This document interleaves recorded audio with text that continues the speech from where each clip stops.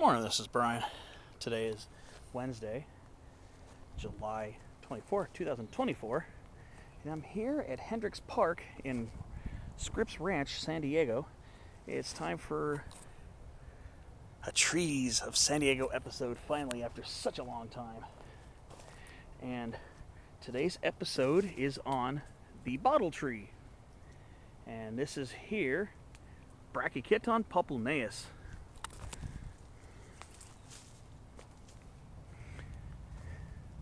This is a small evergreen tree native to Australia. Specifically where in Australia, I shall put here on screen. And it's one of several species of Brachychiton found in Australia, and several of which are planted here ornamentally in San Diego and in Southern California. So, Brachychiton means short cloak in Greek. I'm not too sure where that applies with the genus name Brachychiton, but the specific name, populneus, deals with the leaves, and the leaves are somewhat poplar-like, and they tend to flutter in very gentle breezes like a poplar. They're not related to the poplars, which are in the willow family, the Malvaceae. This is not anywhere closely related to poplars, but they tend to quake and shimmer in the slightest breeze, and there's barely any motion in the air right now. So this plant, its leaves are quite poplar-like. So, quite a handsome small tree planted here. A lot of times along parkways, apartment complexes, sometimes in the edges of parks. And that's why I wanted to finally take some time to highlight this awesome tree. And like a lot of bottle trees, the bases are flared or swollen. And it's a little bit less pronounced in this species as it would be in some other species like the Brachychiton rupestris, which has a really bottle-shaped trunk, but it does have quite a flare. It does kind of flare out quite a ways. Not quite buttressed, but definitely has a little bit thicker of a trunk for a tree of its size. So, yeah, a handsome, beautiful Aussie native. Does very well in our mild winter climates, especially zones 9 and 10, the USDA zones. And I think in in the Western Garden Book, I think it's 23 and 24, I believe. So it's not a really super cold tolerant tree, and that's why it does well in a relatively frost-free climate like this, or gentle frosts. I wouldn't put this in an area where it gets down into the 20s at night on a regular basis. But here we get down mostly in the low 40s, sometimes upper 30s at night. Boy, it's just a handsome tree, and I just love the color of the leaves. Just a nice, rich, satisfying green. And you got these beautiful brownish twigs that mature into beautiful, relatively smooth, slightly warty, but not super furrowed branches with a nice light gray color, which eventually graduate into the larger branches and trunk, having a very gently furrowed dark gray color. So quite a handsome ornamental tree, pretty drought tolerant, and definitely warm tolerant. Perfect for the San Diego area, perfect for Los Angeles, Orange County, perfect tree for that. And just the branching structure is very, very satisfying. I like some of the layering and the tearing of the branches, and the whorled branching structure. You can see they're kind of whorled around the trunk, and eventually a leader kind of tapers off towards the top. Just an all-around satisfying, fairly neat tree. I'll go into more details about some of the other aspects of this tree to look out for. But I'm going to go ahead and take a couple pictures of this. I'm going to go on to another specimen or two to get some more details about this pretty neat tree we got going here.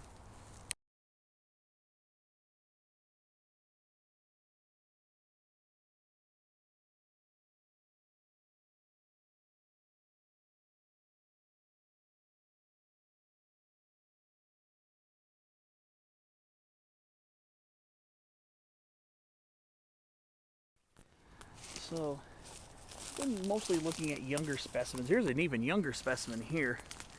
And in youth, they kind of have a narrowly, broadly, almost conical shaped crown. You can kind of see the profile. It's kind of roughly, broadly conical, maybe a little rounded on the top, not very narrow pointed. And there's the one I was just starting the video. Right here. This one's a little more irregular, but they're not going to get very large. Maybe about 25, maybe 30 feet tall. Usually these are pretty small trees here in the landscape. They're just such handsome ornamental trees.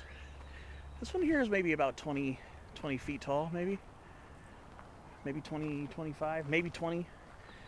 Again, eventually when they get a little bit larger, their crown opens up a little bit more, sometimes slightly irregular, but very satisfying shape. So I'm going to go up to one that has some more features on it that are very important to point out. Flowers and seeds. So let me go ahead and go show that to you. Alright, so here's another specimen here that's in bloom. And when these things are in full bloom, it's quite attractive to see.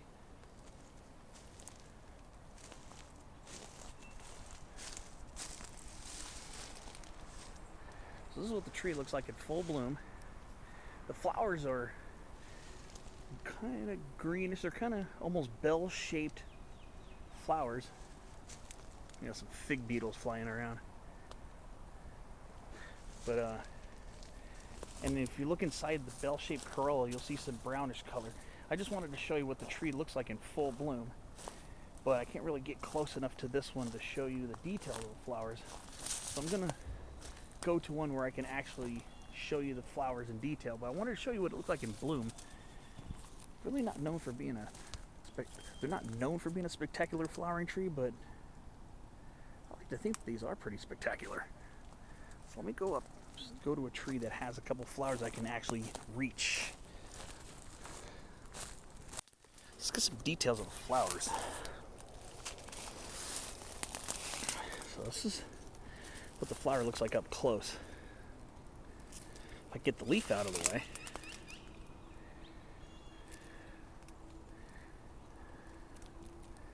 So that's what the flower looks like, the opening of the flower. Kind of creamish color, green center, and some light gentle specklings of brown. And there's the bell-shaped profile. And in there, next to it, is the flower bud. That's the flower bud. So yeah, when these things are in full bloom, they're actually quite attractive. Here's a senescent flower. Here's one that's aging.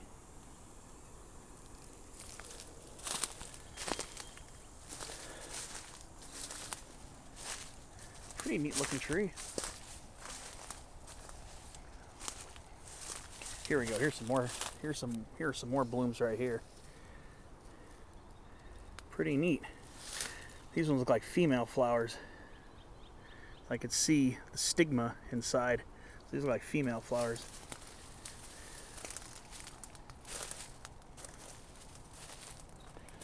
So yeah, very, very pretty. Very pretty. Very neat looking. I think these are pretty attractive, to be honest with you. Of course, you know me, the way I think about every tree represents nobility to me. Bottle trees are no different. But before I talk about the fruit, I do want to talk about some variability in the leaves. Now, I had mentioned the leaves are kind of poplar-like, kind of narrow, pointed at the tip, but they do occasionally have some variability. And here we go. I was hoping to find some specimens with some variation in the foliage. So you can see here, you can see like a little lobe trying to develop on both sides. Occasionally these will develop side lobes on them. Sometimes quite noticeable, sometimes quite inconspicuous. But there is some variability in the leaves of this plant. I'm trying to find some more. The specimens here don't seem to have, sometimes you'll have little lobes that'll stick out actually, noticeably stick out. This one doesn't seem to have a lot of that. But just want to make you aware that they do sometimes have variable polymorphous shapes. This one looks like it wanted to develop lobes on the side. Sometimes the lobes are more noticeable.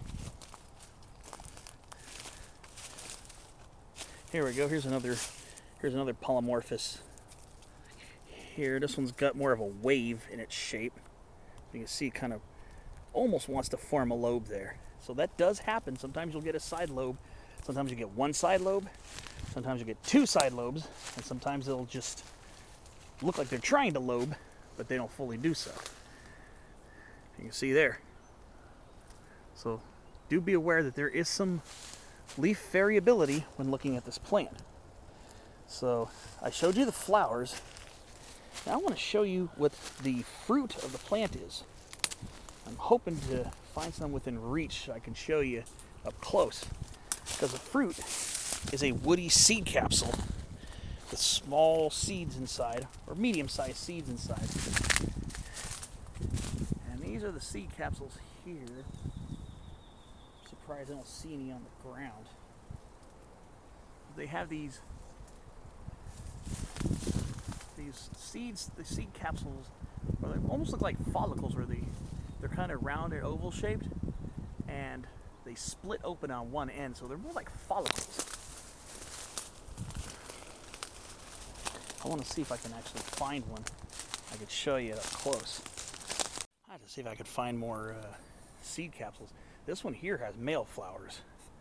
I can tell this one's got male flowers. Try not to knock over poor spider's web. This one has the pollinia in it. This one's got the pollen. See that yellow center is the pollen. This one, the male flowers tend to have a little more of a purple, a little bit more purple streaks in them. This one seems to have male flowers on it. Very handsome trees. I really want to see if I can find a seed capsule that's on the ground. I thought I saw one earlier. But yeah, this one tends to have male flowers on it. Very handsome trees. I seem to have trouble finding seed capsules on the ground, so I'm going to go back up to these ones, get real close to them. They're kind of oval shaped, pointed at the end, and they split open on one side to release their medium-sized seeds. So those are the seed capsules right there of Brachychiton populneus. What a handsome tree. What a very handsome tree. What a beautiful species. Well, this one seems to have all female flowers, so she's a lovely tree, all right. Beautiful tree. Just fun checking these out. So I'm going to go ahead, snap a couple more pictures of these trees, and then I'm going to start wrapping up my final thoughts on this really cool tree.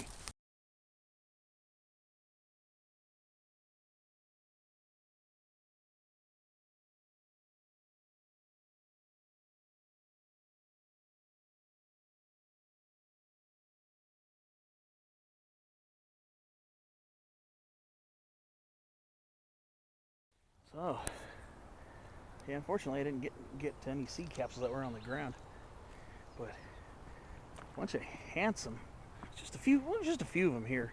Handsome bottle trees. Hopefully I can get some more Trees of San Diego episodes on the other species as well, because there are some pretty wild ones. Some that have huge leaves, and one that's rarely seen but has a really fat trunk, and Brachychiton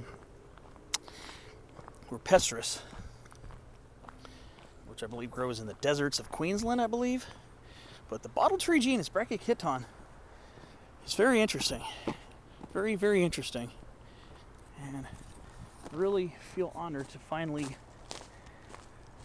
delve into one of these species and get it for you. So there it is. Beautiful bottle tree, Brachychiton populneus. This one with the pollen in it. This one is a hit among the bees and the fig beetles. So this is definitely a pollinator's plant, and a handsome addition to your drought-tolerant garden. Perfect here for the coastal and lower, warm microclimates of the foothills here in Southern California. So hopefully you found this video interesting and informative, and hopefully gives you a sense of how vast our horticultural footprint is here, and how many awesome different species of trees can adapt to grow in the Southern California climate. Thanks for watching, and I'll see you on another Trees of San Diego.